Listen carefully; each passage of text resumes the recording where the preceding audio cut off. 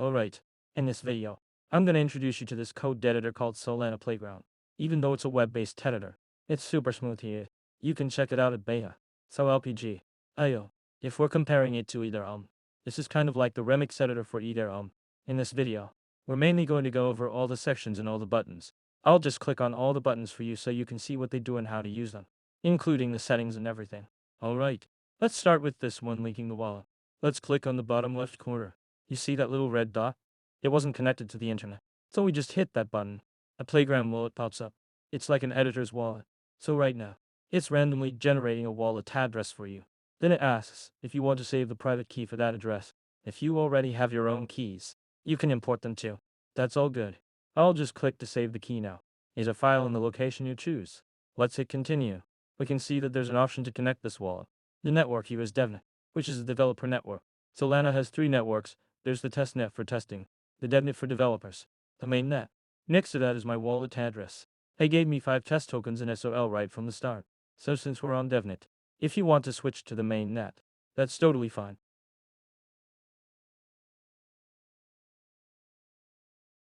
If you switch to the mainnet, the SOL you see will be your actual L. We can go to the bottom left corner where there's a gear icon for settings, and find the endpoint to choose the network. So, we have the DevNet for developers, the testnet for testing, the mainnet for the actual network. Plus, there's localhost, which means you can use your own computer as a node.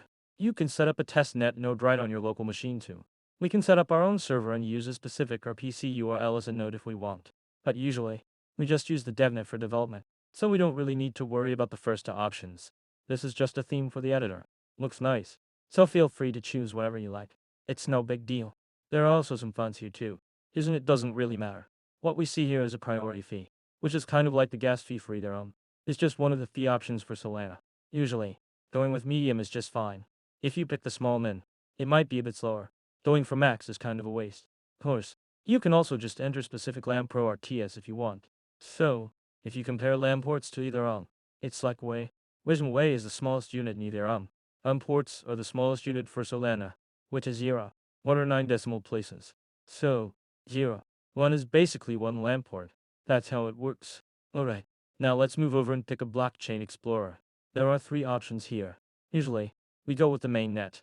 Usually, the search engines bring up Solscan. The developer sites, or SolLPG default to Solana Explorer. Doesn't really matter which one you pick, just make sure you know the hash.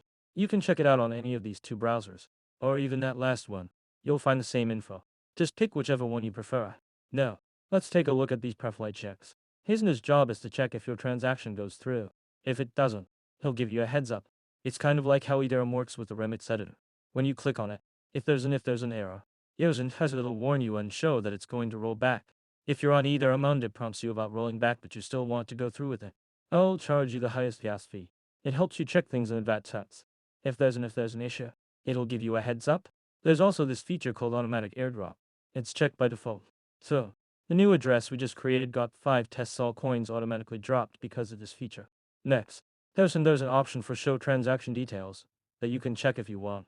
No problem at all. Also, you can check the box for transaction notifications. That pop-up for notifications is fine to enable too.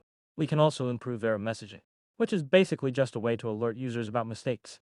Alright, we've talked enough about the settings. Today's video was a bit special.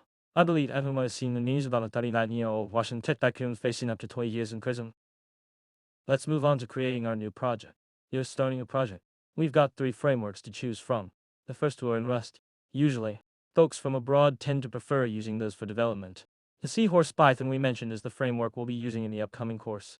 It's really convenient for writing Solana smart contracts in Python. Now, let me just give it a project name.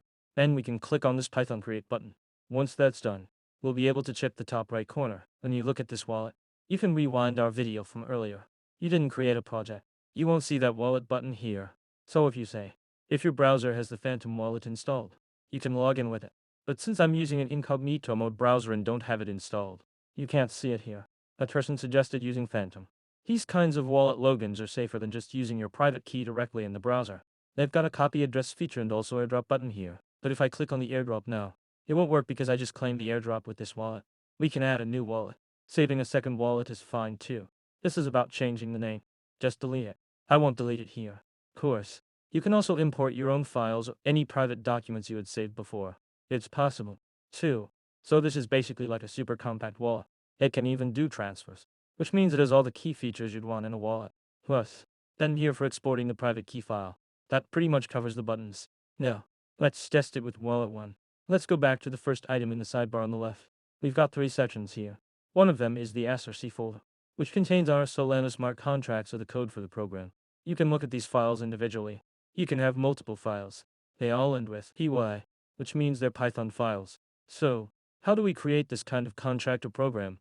We'll go over that in the next class. In this class, let's start by going over these function buttons and check out the little icons here. So, this one is for creating a file. When you create a file, make sure you use the py extension. You don't write a Python file, he won't know what kind of file you have. So I'm just gonna copy and paste the case code here. You can also create folders here. And there's a share button too. When you click it, give you a link that others can use to see your code. Alright, this is the client side. So with this client, you can write some functions to make calls yourself. Plus, it already comes with built-in libraries like SBL token, which are similar to Solana Web3, JS.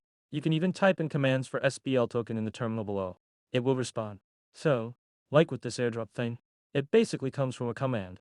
We can check it out using the SBL token v command and see if there's any response. When we do that, it gives us back a version number. This definitely shows that this dependency is embedded here. Also, we can use the help command, which lays out all the functionality for you. You'll see options like creating an account and generating a token.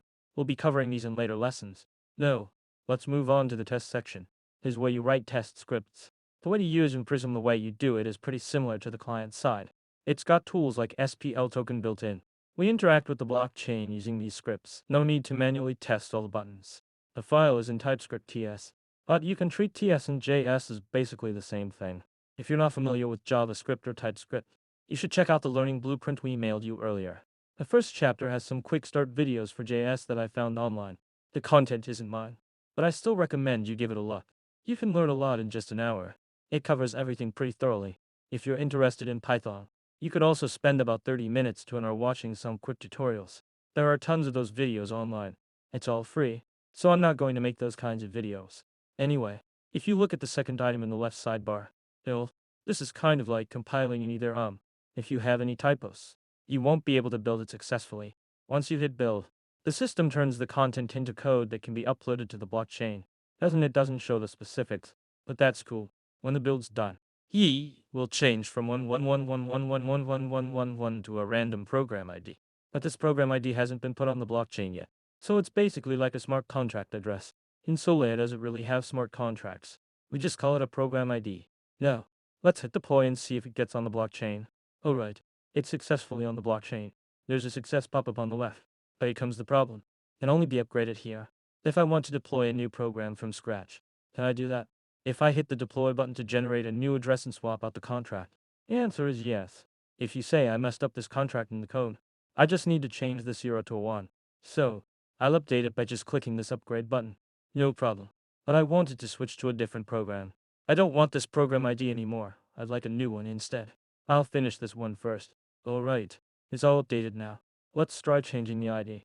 Before we switch, let's export the program ID first. When you're exporting, it's a good idea to copy the address into the name so it's easier to find later.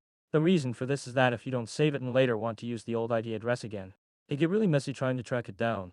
So what it's saying is that before we change the address ID, we should save the key pair. We can save it right here.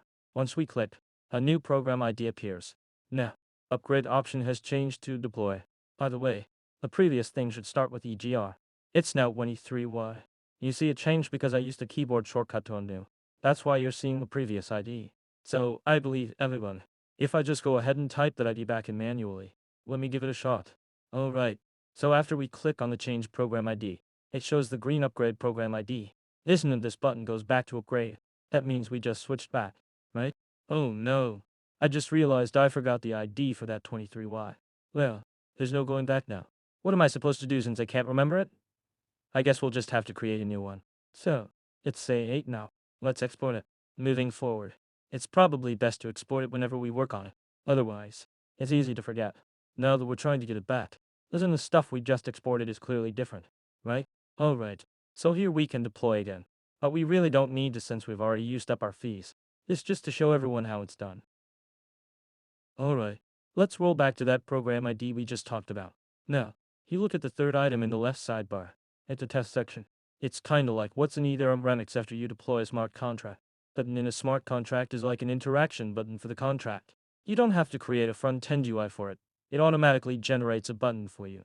When they mention instruction, they're talking about the commands or orders. You can think of it as being public, similar to public in Solidity. When we write contra, we need to add an instruction right above the function. If we don't do that, it won't show up in the TESD section. You won't be able to click that button. So, these buttons are like that. It's basically a button that interacts with the blockchain. You just need to submit some parameters to get things going with the blockchain. Now, there's this account thing. If you watched my last video, I mentioned that all the different storage options in Solana are actually tied to accounts. Everything in Solana revolves around accounts. These variables are all stored in accounts. If we have multiple variables, there will be multiple accounts. When we want to look something up, we just need to pass in the PDA address. We'll get the info we need. So, you can think of these accounts as variables. Later. As for here, there are a few simple demos, but the downside is that there's little to no seahorse. Hopefully, the official team will create more tutorial demos in the future. Alright, let's wrap up our chat about the Solana editor here. I'll see you in the next class.